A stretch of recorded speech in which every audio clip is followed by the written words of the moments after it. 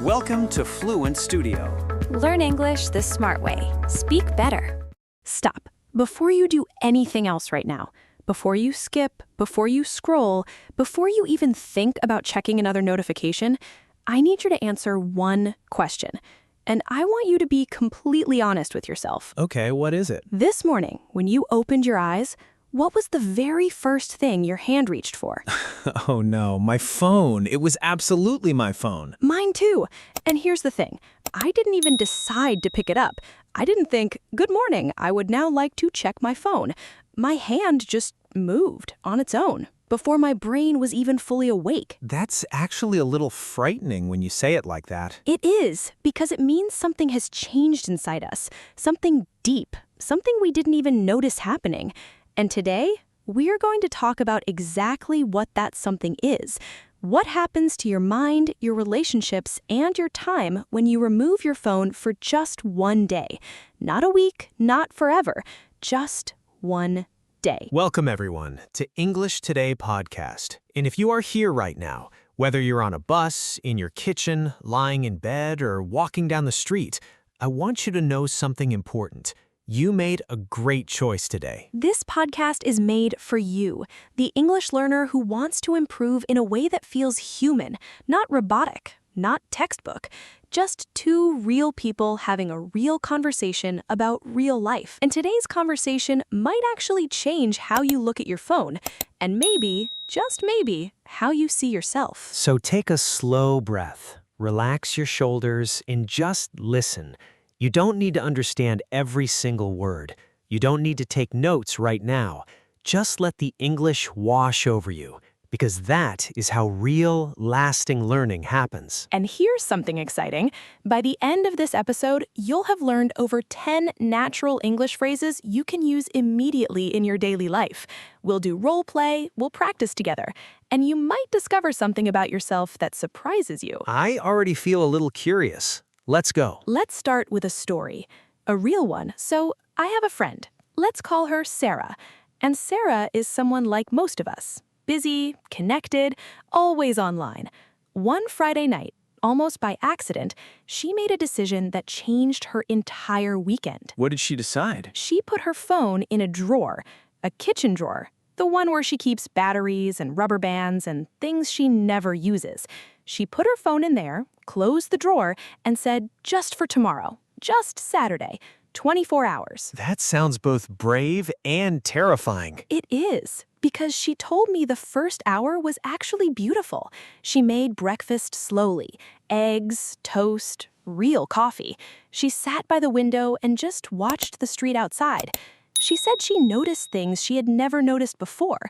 A tree she passes every day, the sound of birds, a child on a bicycle. It's strange, isn't it? How much we miss when we're looking down. Exactly. But then, around 11 in the morning, something shifted. Sarah said she felt a feeling she couldn't quite name at first. She felt restless. Restless. That's an interesting word. What does it mean exactly? Restless means you cannot be still. You cannot relax. Your body and your mind keep pushing you. Move, do something, check something. Even when there is nothing to check, you feel like something is wrong, but you don't know what. Like an itch you can't scratch. Perfectly said. And Sarah told me she kept finding reasons to walk into the kitchen. She wasn't hungry, she wasn't thirsty, she was just drifting toward the drawer, toward the phone, standing near it, not opening it, just being close to it. That's both funny and a little heartbreaking. It is, because what it tells us is this. Our phones have become something much more than tools. They have become our comfort objects. Comfort object, like the blanket a small child carries everywhere? Exactly like that. A young child carries a toy or a blanket because it makes them feel safe, calm, less alone. And somewhere along the way, without choosing it, without noticing it, many of us started carrying our phones for exactly the same reason. Slowly, I never thought of it that way. But I think that's true for me. It's true for most of us. And here's what's important. That's not something to be ashamed of. It's something to understand. Okay, Let's slow down for a moment here, because we just used some really powerful English words, and we want to make sure they stick with you. Yes, let's take these one by one. And listeners, this is your moment. Say these words with us, out loud. Don't be shy. The people around you will understand. The first word, automatically. Automatically. Break it apart. Auto-matic-ly. Now all together. Automatically. And a sentence you can use today, I automatically check my phone every morning. Say that with us, slowly and clearly. I automatically check my phone every morning. One more time, listeners. Feel the words. I automatically check my phone every morning. Beautiful. The second word, restless. Think about the word rest. Rest means calm, peaceful, still. Now add less, without. Restless means without rest, without calm. I felt restless without my phone. Say it. I felt restless without my phone. And the third phrase, comfort object. Something that makes you feel safe even when you don't need it for any practical reason. My phone has become my comfort object. Listeners, say that one with real feeling. My phone has become my comfort object. Good. Now hold on to those three. They'll come back later in this episode, and when they do, you'll recognize them like old friends. So Sarah made it. The full 24 hours, no phone. And when Sunday morning came and she finally opened that kitchen drawer, she told me she paused before picking it up. Really? Why? Because she said she felt something unexpected. She felt proud, and she felt surprised. Not relieved, surprised. Surprised by what? By how much she had done. She had read half a book, something she said she hadn't done in over a year. She cooked a proper meal from scratch. She took a long walk and actually noticed the neighborhood around her, maybe for the first time. And she called her mother, from a landline, actually. A landline. I didn't know people still had those. Sarah's mother does. And Sarah said that phone call, the old-fashioned kind, lasted almost an hour. She said it was the best conversation they'd had in years. Because there were no interruptions, no notifications, no distractions. Exactly. And that word, distraction, is one of the most important words in modern English. A distraction is anything that pulls your attention away from what's right in front of you. And here's a fact that might genuinely shock you. Oh, I love a shocking fact. Tell me. Research shows that after a distraction, even a small one, even just 2 seconds of glancing at your phone, it can take your brain up to 20 minutes to fully return to what it was doing. 20 minutes. 20 minutes every single time. And we look at our phones dozens of times a day. Some studies say the average person checks their phone over 90 times a day. So we're basically never fully focused on anything. For many people, that's exactly right. And most of us have no idea. Now, some of you listening are thinking, but wait, I need my phone for my job, for my family. What if there's an emergency? And you're completely right to think that. Nobody here is saying phones are evil. Nobody is telling you to live in a cave. Please don't live in a cave. The point is not the phone. The point is awareness. And that word, aware, is beautiful and simple. To be aware means to know what is happening, to notice, to see clearly. I want to be more aware of how I use my phone. Say that with me, listeners. I want to be more aware of how I use my phone. Slow, clear. Because awareness is always the first step. You cannot change what you cannot see. And here's something many people find shocking. Most phones today have a feature called screen time. It shows you exactly how many hours each day you spend on your phone. Have you ever checked yours? I have once. I immediately wanted to uncheck it. Studies show the average person spends 4 to 6 hours on their phone every day. 4 to 6 hours. That's not screen time. That's practically a second job. One you never applied for and nobody's paying you for. I'm going to check my screen time tonight just to know, just to see. That's all. No judgment, no shame, just awareness, just truth. Okay, let's shift gears because this is where the real English learning begins. We're going to give you 5 powerful practical phrases that native speakers actually use when talking about phones, habits, and modern life. And these are not textbook phrases. These are phrases you could say to a friend tomorrow and they would sound completely natural. Phrase number 1. I'm trying to cut back on my phone use. Cut back means to reduce, to intentionally use less of something. You can cut back on coffee, cut back on spending, cut back on social media. I'm trying to cut back on my phone use. Repeat that clearly, listeners. Phrase number 2, I get easily distracted. This means it doesn't take much to pull your attention away. It's honest, it's humble, and it's something most people feel but rarely say. I get easily distracted when my phone is nearby. Say it. Phrase number 3, and this one is very modern, very useful. I need a digital detox. Digital detox. So detox in health means cleaning your body from something harmful, maybe stopping sugar, stopping alcohol, cleaning out the bad. A digital detox means stepping away from screens to clean your mind, to let it breathe. I think I need a digital detox this weekend. Say that to a friend and watch their face. They will completely understand and probably say, me too. I think I need a digital detox this weekend. Try it. Phrase number 4, I was completely absorbed.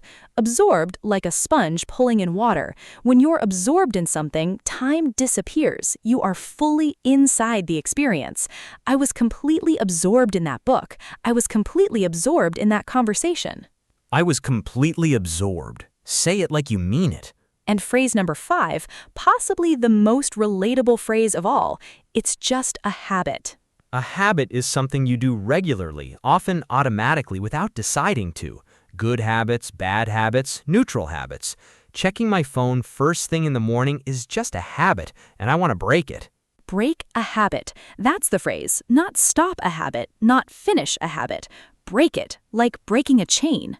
I'm trying to break the habit of using my phone before bed. Say that one. It's important. And it might even be true for you right now. All right, it's time for our first role play, and I want you, the listener, to really pay attention here, because not only will you hear natural English in action, you'll also hear something else, a very important communication skill. Ooh, tell them what the situation is.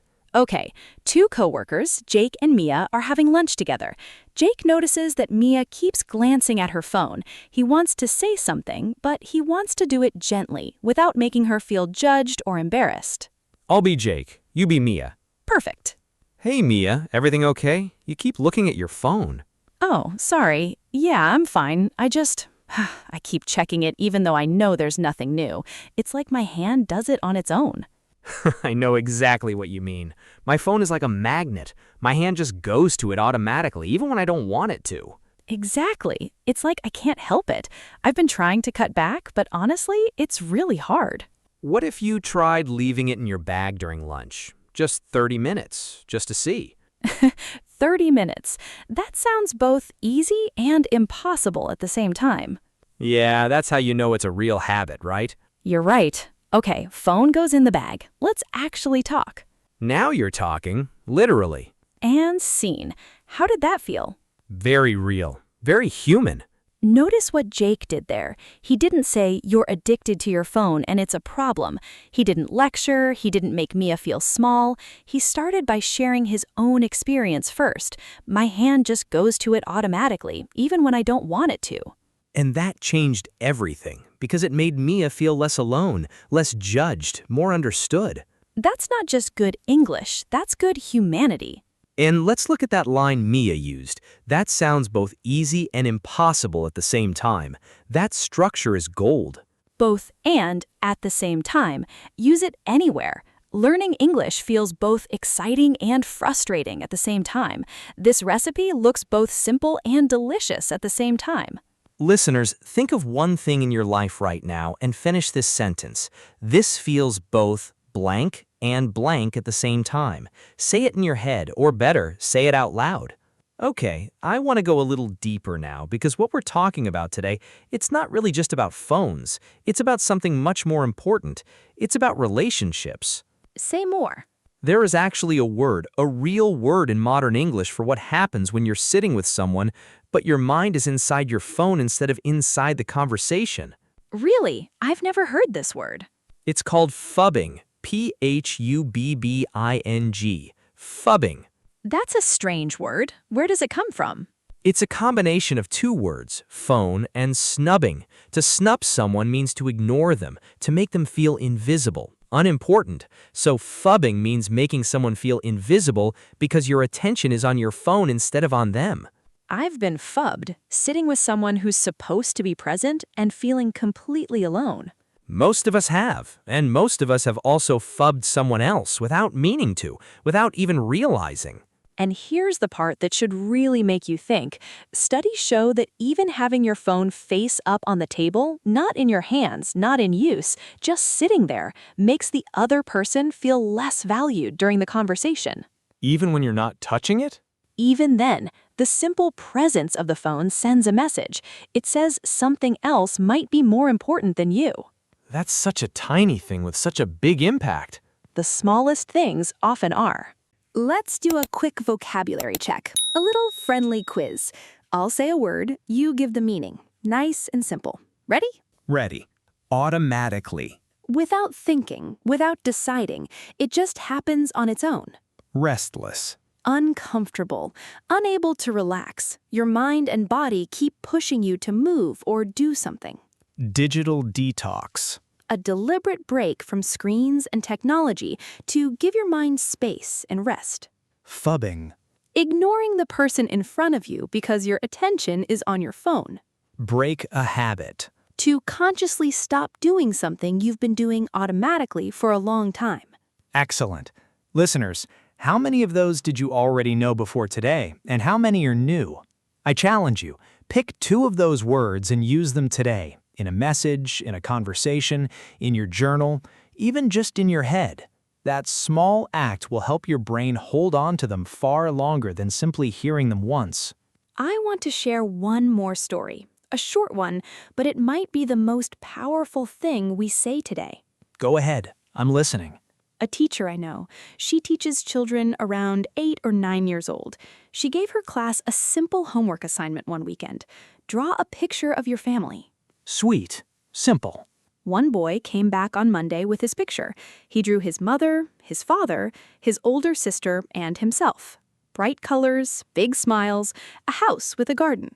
But in the picture, every single family member was holding a phone. Every one, except the boy himself. Oh. The teacher didn't say anything to the child. She just looked at the picture.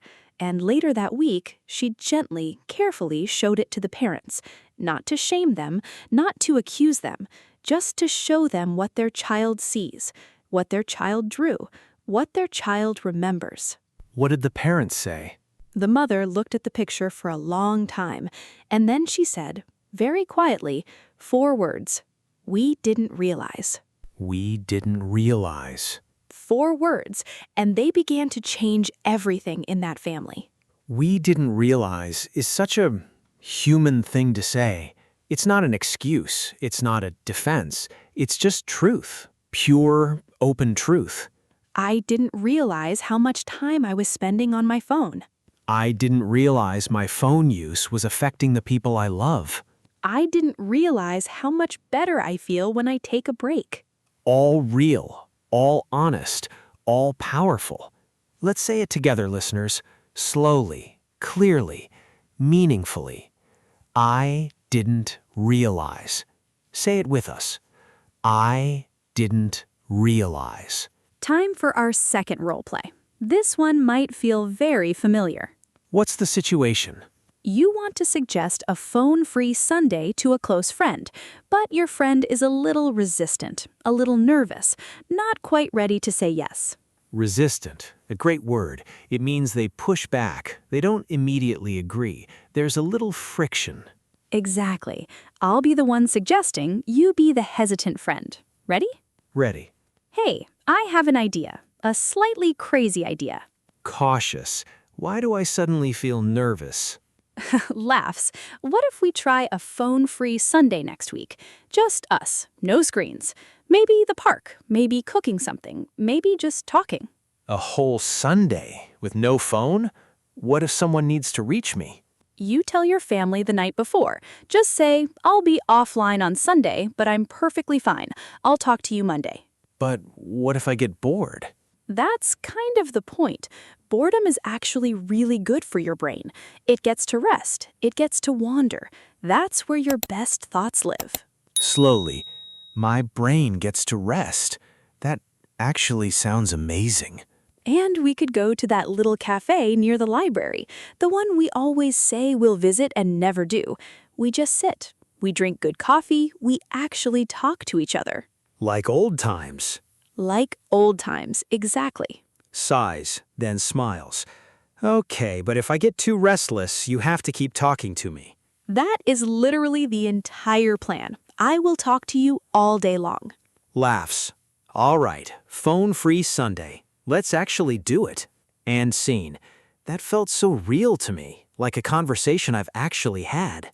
The line, I'll be offline on Sunday, but I'm perfectly fine, that's so practical and considerate. Before you disappear from people's messages, you give them peace of mind. That's emotional intelligence in everyday English. And that's kind of the point. Let's look at that for a second. Kind of softens a statement, makes it sound warm instead of sharp. That's the point, can feel a little impatient. That's kind of the point, feels like a smile. Small words, enormous difference. And that's the beauty of natural English. It lives in the small words. Let's make this very practical now. 5 simple, real things you can do starting today. No need to go extreme. No need to throw your phone in a river. We keep saying that, but seriously, please don't. 1. Charge your phone outside your bedroom tonight, not on your nightstand, in the hallway, in the kitchen, somewhere that isn't within arm's reach when you wake up. That one small move means the first thing your hand reaches for tomorrow morning will be something other than your screen. 2. Set 3 specific times to check messages, morning, midday, evening, instead of every 5 minutes, every hour, every free second. You'll feel more in control, more like you own your time, instead of your time owning you. 3. When you sit down to eat with someone, put your phone away, not face down, not on silent with the screen still visible. Away, in your bag, in your pocket, truly away. The message you send when your phone is on the table, even untouched, is this might matter more than you. Don't send that message to someone you care about. 4. Choose one activity each day, just one, where your phone is in a different room. A walk, cooking, reading, even 15 minutes is a beginning. And 5, perhaps the most powerful of all, the next time your hand automatically reaches for your phone, pause, just 5 seconds, and ask yourself honestly, why am I doing this right now? Am I bored? Am I avoiding something? Am I looking for something specific? Or is it just automatic? That 5-second pause is not small. That pause is everything. Because in that pause, something shifts. You move from automatic to aware. And in that tiny space, you have a choice. That's where your freedom begins. Now let's practice these ideas in English. Repeat each sentence after us. Say it clearly. Say it like you mean it. I charge my phone outside my bedroom. Your turn, listeners. I charge my phone outside my bedroom. I set specific times to check my messages. Say it. I set specific times to check my messages. When I eat with someone, I put my phone away. When I eat with someone, I put my phone away. I take one small break from my phone every single day. I take one small break from my phone every single day. And the last one. Say this one slowly. Say it like a promise to yourself. I want to be more present in my daily life. I want to be more present in my daily life. Present, fully here, fully now. Not half here with one eye on a screen, not mentally somewhere in a feed or a thread or a notification. Right here, in this moment, in this life. That is a skill, a real, important, increasingly rare skill, and it starts with a single choice. Before we close, I want to say something that I think many people feel but rarely talk about out loud. Say it. We don't only use our phones when we're bored. We use them when we're sad, when we feel anxious, when something hurts and we don't know what to do about it. We scroll because it gives us somewhere to put our eyes, our hands, our thoughts, somewhere that isn't the feeling we're trying to avoid. And the phone is very good at that. It fills the empty space before we even notice the space was there. But those empty spaces, the quiet ones, the uncomfortable ones, that's where something real is waiting. Ideas, memories, emotions, solutions, rest. Boredom is not the enemy. Boredom is the doorway. Your mind starts to wander, and when it wanders freely, without a screen pulling it back, it finds things you forgot you were looking for. My grandmother never had a smartphone. She had long silences, and she had more wisdom than anyone I've ever met. She sounds like someone worth sitting quietly with.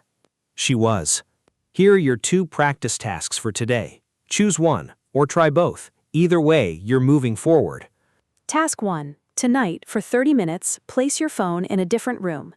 Not face down, not on silent beside you, in another room entirely. And when the 30 minutes pass, write 1 sentence about how it felt. 1 honest sentence. Task 2. Tomorrow morning, before you pick up your phone, pause. Just 5 seconds. Ask yourself, what do I actually want from this moment? Is it this? 1 task, 1 pause, 1 sentence. That's all. Small steps on a long road still move you forward. Let's do our final vocabulary review before we go. These words belong to you now. Automatically, without thinking, without choosing, it just happens. Restless, unable to relax, uncomfortable, needing to move or check or do. Comfort object, something that makes you feel safe and calm even when you don't need it. Distraction, anything that pulls your attention away from what's in front of you. Aware, awareness, noticing what's happening, seeing clearly. Cut back, to reduce, to use less, to choose differently. Digital detox, a break from technology, space for your mind to breathe. Phubbing, ignoring the person in front of you because of your phone. Break a habit, to stop something you've been doing automatically. Present, fully here, fully now, not somewhere else. I didn't realize. An honest, humble acknowledgement, not an excuse, just truth. These are not just vocabulary words. These are windows into real life, real people, real English. Use them. They're yours. And so we arrive at the end of today's episode. And what an episode it's been. We started with a question about this morning, and we traveled through stories, phrases, role plays, realizations, and a quiet grandmother who never needed a smartphone to be wise. We learned over 10 real phrases. We practiced sentences together. We looked honestly at something most of us do every day without questioning it.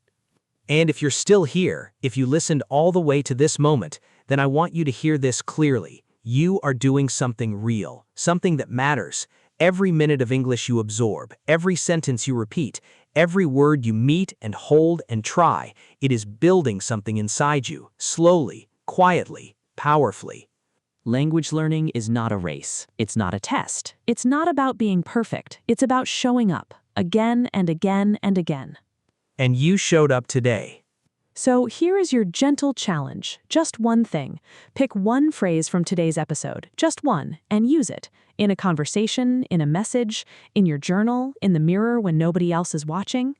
Maybe it's, I'm trying to cut back. Maybe it's, I didn't realize. Maybe it's, I want to be more present in my daily life. Whichever one felt true, whichever one felt like you, use it today. Try this today. One phrase, one moment, one honest step forward. You are further along than you think. Keep going. Thank you from the bottom of our hearts for spending this time with us. Take care of yourself. Put your phone down once in a while. Look up, look around, notice what's there. The world is still beautiful, even without a screen. See you in the next episode. Bye for now. Bye.